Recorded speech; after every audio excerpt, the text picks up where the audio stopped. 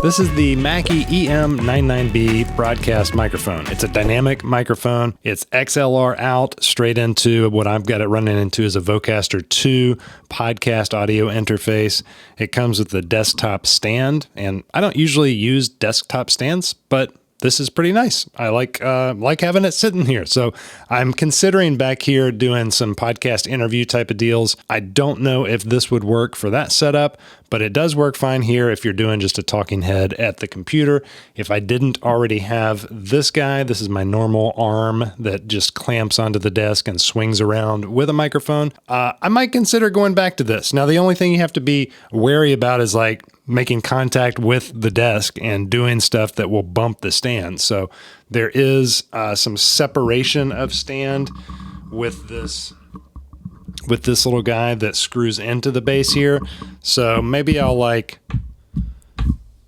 put my elbows up here, see what all that picks up, and I can see it picking up a little bit on the audio waveform over here in the recording software. But if I'm kind of moving around, this is what it feels like. Test, test, test. If I'm touching the stand, see if you can feel that or hear that.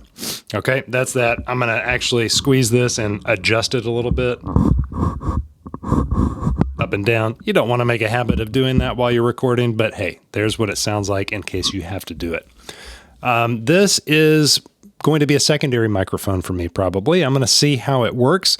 I am using as my primary this Shure MV7. This also is XLR out only, so it is not one of they make versions of this that have like a USB component with equalizer and compressor and stuff built in.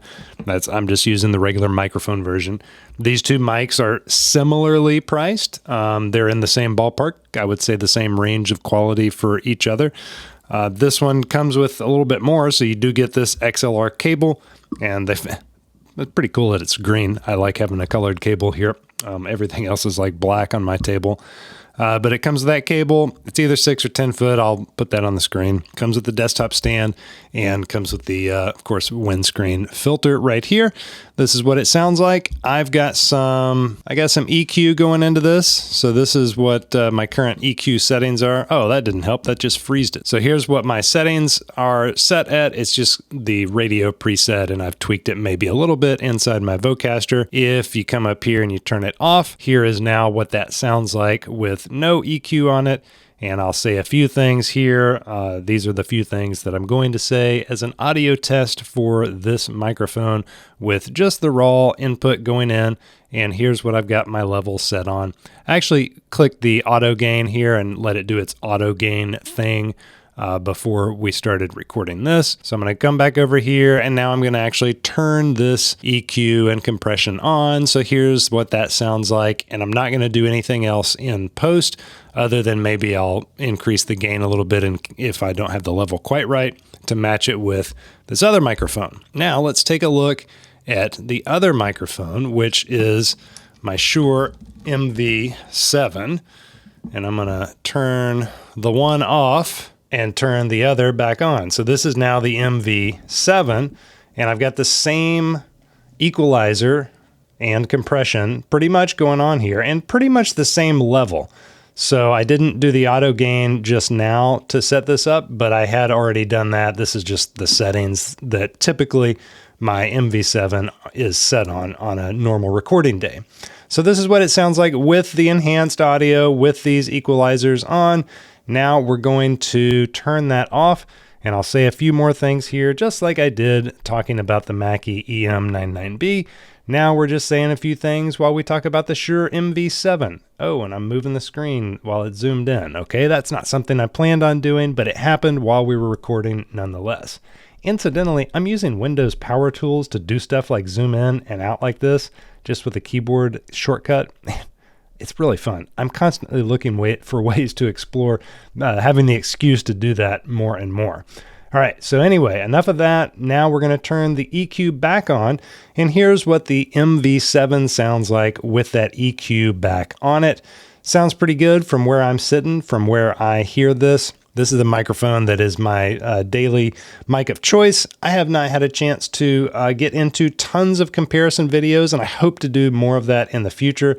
because it really is fun to check out how these things compare to each other. All right, that's the audio test for the Shure MV7 to see how it compares to my new EM99B by Mackie. Let's mute this one again, and now we're going to go back to the Mackie. So this is back on the Mackie EM99B, and again, we've got that same level of compression. Here's just what it sounds like in comparison with the Shure microphone.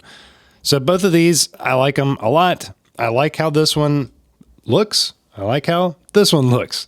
So when I got the Shure, I actually got a different windscreen than came with this, because the one that came with it was significantly shorter, and it was actually recommended to get this one, which goes with the SM7B, so that you got more distance. Your mouth doesn't get too close to what the sound pickup. What do you even call this? The place where the sound happens, the place where the microphone starts doing its thing. So I like how both of these look. This one is a little bit bulkier, and not in a bad way. It's just not as long as this one, and this one's a little bit more narrow. Aesthetically though, I mean, you know what you're getting here. You got the nice branding. Did we have Mackie on this? No. But on this side, we got nice branding on that side. I probably should have set this up the other way so you could see that logo. Some people don't like the Shure being on the side like this, front and center on both sides. I don't really mind it. I show off your brand. That's all good with me. Drop a comment down below and let me know what you think about the sound comparison between the two of these. Did you prefer one or the other? Is there another microphone that you prefer out of these in that same kind of general what I would consider mid-range price range? Let me know. Would love to hear about that down in the comments. I've been using this guy for a couple years now. Super happy with it. I went down the rabbit hole of just comparison, really in-depth videos for microphones. You got the Shure SM7B and others that are like really premium and premium price points. But then you come down to something like this, and you know, people really argue that it sounded maybe as good or almost as good, indistinguishable from in some cases, depending on how you have post audio setup, and I've been real happy with it. I didn't want to go real cheap on my microphone, but I didn't want to bust the bank either, and so where both of these live on the price spectrum was just a happy spot for me. Let me know what you're using, if there's one other than these two in the same ballpark that you prefer. Thanks a lot for watching this, and would you consider subscribing to the channel? I do tech tutorials and reviews like this all the time, and I quite enjoy doing them. I enjoy making them a little bit briefer than some channels out there. So if you appreciate brevity in the reviews, you will like my other stuff too. Hope you have a good one.